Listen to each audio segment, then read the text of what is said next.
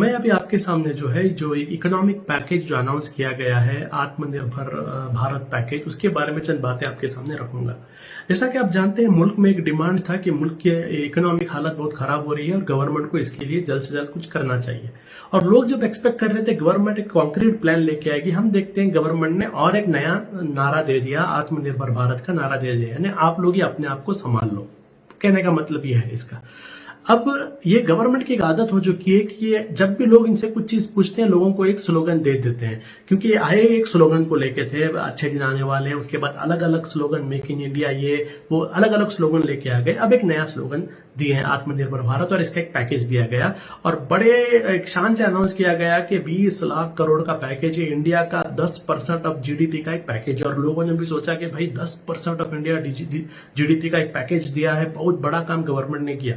उसके बाद हम देखते हैं कि जैसे जैसे 5 अलग अलग दिन में इसका एक ब्रेकअप दिया गया। अब एक पहला चीज आपको नोट करना है कि ये पैकेज जिस दिन अनाउंस किया गया उसी दिन इसका डिटेल क्यों नहीं दिया गया। क्योंकि एक गवर्नमेंट जो है ये एक न्यूज मेकिंग गवर्नमेंट है, एक मार्केटिंग गवर्नमेंट है।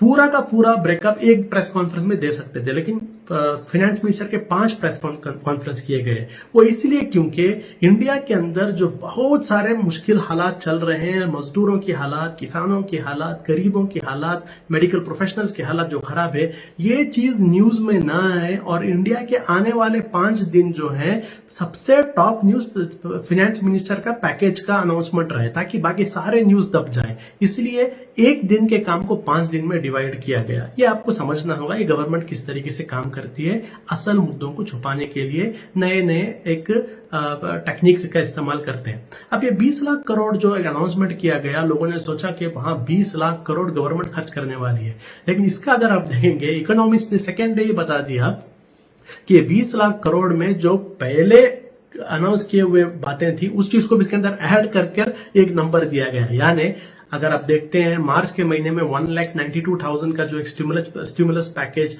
जो अनाउंस किया गया था उसको भी इसके अंदर ऐड किया गया है। उसके बाद में जो आरबीआई का 8 लाख करोड़ का जो एक मेजर्स हैं उसको भी इसके अंदर ऐड कर दिया गया, उसको भी ऐड करके बताया गया कि 20 लाख करोड़ का है। चलो, अब ये 20 लाख करोड़ का अगर आप लेंगे, क्या ये 20 लाख करोड़ गवर्नमेंट खर्च करने वाली है? ये एक बहुत बड़ा सवाल है।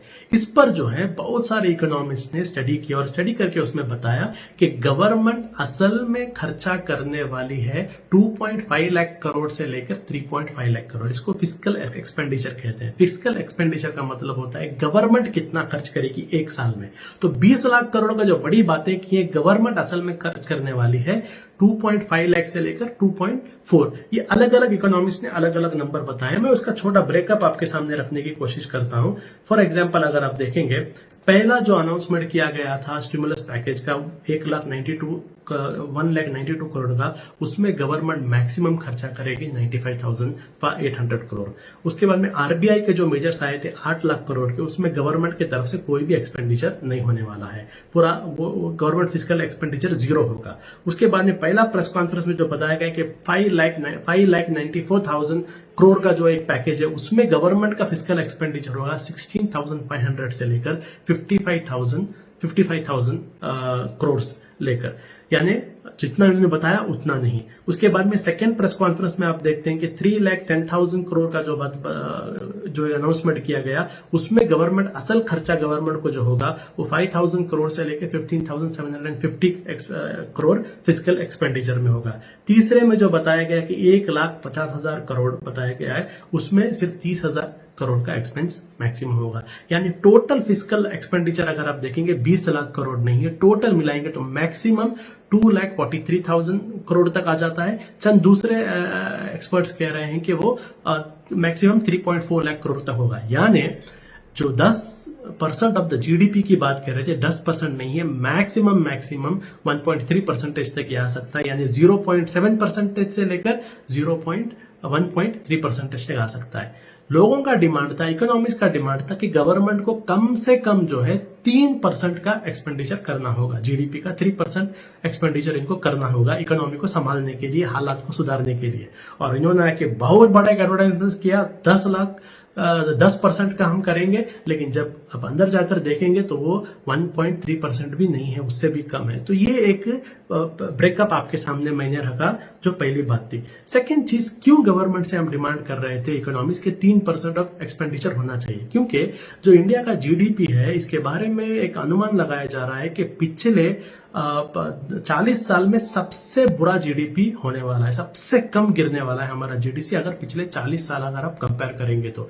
और अगर गवर्नमेंट को इकोनॉमी को सुधारना है तो गवर्नमेंट को जो है 3% तक एक्सपेंडिचर करना होगा। वो इसलिए क्योंकि मैं थोड़ा जीडीपी समझाता हूं, कॉमन मामले में, ग्रोथ के मामले में आपको समझा देता हूं कि देखिए जीडीपी में 4 अहम हिस्से होते हैं। नंबर 1 जो होता है एक इंडिविजुअल, एक अफराद, वो कितना खर्चा करता है, उसका एक्सपेंडिचर। सेकंड, बड़े बड़े बिजनेस, बड़े और छोटे सारे बिजनेसेस कितना एक्सपेंडिचर करते हैं।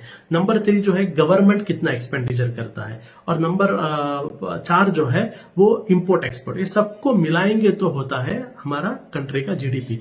अब इकोनॉमिक हालत इतने खराब है कि लोगों के पास पैसा नहीं है इंडिविजुअल के पास खर्चा करने के लिए। बड़े बड़े जो बिजनेसेस हैं वो लोग इन्वेस्टमेंट करने के लिए डर रहे हैं, तो वो भी एक्सपेंडिचर उनका तरफ से भी कम होगा। तीसरा जो है इंपोर्ट एक्सपोर्ट की बात होगी। अब ग्लोबल इकोनॉमी मार खा चुकी है, इसलिए इंपोर्ट एक्सपोर्ट में भी अब ज्यादा एक्सपेंडिचर की उम्मीद नहीं रह सकती। तो बचा सिर्फ गवर्नमेंट ही है जो ऐसे हालात में एक्सपेंडिचर कर सकती है। इसलिए गवर्नमेंट से डिमांड किया गया था कि मिनिमम 3% का आपको एक्सपेंडिचर करना है, लेकिन उन्होंने भी उस चीज को नहीं माना। समझे? तो ये एक पहली चीज हम देखते हैं, लोगों को गुमराह किया गया, एक बड़ा बात बताकर असल में उतना कुछ भी एक पैकेज नहीं दिया गया, जो चाहिए वो नहीं हुआ।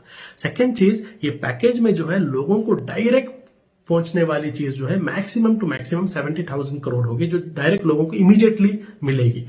लोग डिमांड कर रहे थे कि हर एक लोगों को, जो माइग्रेंट्स हैं उन लोगों को कम से कम 6,000 से 7,000 उनके अकाउंट्स में डाला जाए, लेकिन वो नहीं होने वाला है, क्योंकि गवर्नमेंट के पास ऐसा सिस्टम ही नहीं है आइडेंटिफाई करके लोगों को पहुंचाए। देखिए, जिस मनरेगा के बारे में नरेंद्र मोदी ने कहा था कि ये एक फेलियर का, नाकामी का एक मकबरा है, आज वो गवर्नमेंट मजबूर होकर उसी मनरेगा में 40,000 करोड़ लोग डाल रहे हैं, क्योंकि उन्हें पता चला है कि गवर्नमेंट ने पिछले 6 साल में एक भी ऐसा सिस्टम नहीं बनाया जो सिस्टम इंश्योर कर सके कि लोगों तक जिन लोगों को जरूरत है उन तक करेक्ट पैसा पहुंच सके। वैसा एक सिस्टम हमारे मुल्क में अगर है तो मनरेगा है, वो भी इससे पहले की गवर्नमेंट ने बनाई थी। यानी पिछले 6 साल में इस गवर्नमेंट ने कुछ भी सिस्टम नहीं बताया, सिर्फ बड़े बड़े बातें और बड़े बड़े स्लोगन किए हैं। इनके पास कोई सिस्टम नहीं है लोगों तक डायरेक्ट पैसा पहुंचाने के लिए। तो ये एक दूसरी बात। तीसरी बात जो हम देखते हैं, इस इकोनॉमिक क्राइसिस को इस्तेमाल करके और ये लॉकडाउन को इस्तेमाल करके जो चीजें पार्लियामेंट के अंदर डिस्कस होकर फैसले लेने चाहिए, उस डिस्कशन को गवर्नमेंट ब्लॉक कर रही है। जैसे एफडीआई, फॉरेन डायरेक्ट इन्वेस्टमेंट जो होता है, यानी बाहर की जो कंपनीज हैं वो इंडिया के सेक्टर्स में कितना इन्वेस्ट कर सकती है इसमें, उसका फैसला, उसको एफडीआई कहते हैं। जो डिफेंस के बारे में जब गवर्नमेंट, एनडीए गवर्नमेंट 1 बनी थी तो 49% पर लाया था, बहुत सारा प्रोटेस्ट होकर 49% में फिक्स कर दिया गया था। अब इस लॉकडाउन को इस्तेमाल करके, पार्लियामेंट जो बंद है उसको इस्तेमाल करके, बिना डिस्कशन किए, बिना पार्लियामेंट में डिस्कशन किए, गवर्नमेंट ने डायरेक्ट 49% से 74% किया। यानी जो डेमोक्रेटिक प्रोसेस है उसको भी उन्होंने कट कर दिया है इस एक लॉकडाउन को इस्तेमाल कर किसी से भी कहां पर भी डिस्कशन, चर्चा नहीं हुआ, कोई प्रोटेस्ट नहीं कर सकते, सब लोग लॉकडाउन में है। तो इसलिए डायरेक्ट 49% को 74% किया गया, ताकि इंटरनेशनल कंपनीज को फुल एक्सेस दिया जाए, आके इंडियन कंपनीज में वो लोग लूट करें, इंडियन कंपनीज में आकर वो लोग एक बहुत बड़ा हिस्सा कैप्चर कर सकें। तो आखिरी बात इसके अंदर हम देखते हैं वो ये है कि क्रोनी कैपिटलिज्म इस पैकेज में बहुत जबरदस्त नजर आता है। क्रोनी कैपिटलिज्म का मतलब यह होता है कि गवर्नमेंट चंद कैपिटलिस्ट, चंद बड़े बड़े बिजनेस घर जो होते हैं, जो कॉर्पोरेट हाउसेज होते हैं, उनको गवर्नमेंट फेवर करती है और गवर्नमेंट ऐसे पॉलिसीज बनाती है जो डायरेक्टली उनको फायदा दिलाती है। अब आप जानते होंगे कि एयरपोर्ट्स को प्राइवेटाइज किया जा रहा है। आप लोग जानते होंगे 2019 में जो 6 एयरपोर्टों को प्राइवेटाइज किया गया था, 6 में से 6 को भी 50 साल का लीज अदानी ग्रुप्स को गया, जो हमारे प्राइम मिनिस्टर के बहुत ही एक करीबी ग्रुप है। और अभी गवर्नमेंट ने अनाउंस किया है कि 6 एयरपोर्ट्स को प्राइवेटाइज किया जाएगा और उसके साथ जो है और 6 यानी 12 एयरपोर्ट्स को प्राइवेटाइज किया जाएगा। अब ये प्राइवेटाइजेशन का टाइम आप देखिए, ये टाइम पर बहुत सारे कॉर्पोरेट्स के पास भी पैसा नहीं है, तो बिडिंग होने वाला ही नहीं है, कोई बिडिंग नहीं कर सकता क्योंकि लोगों के पास पैसा नहीं है। पैसा किसके पास है? चंद 2 या 3 कॉर्पोरेट हाउसेस के पास रहेंगे।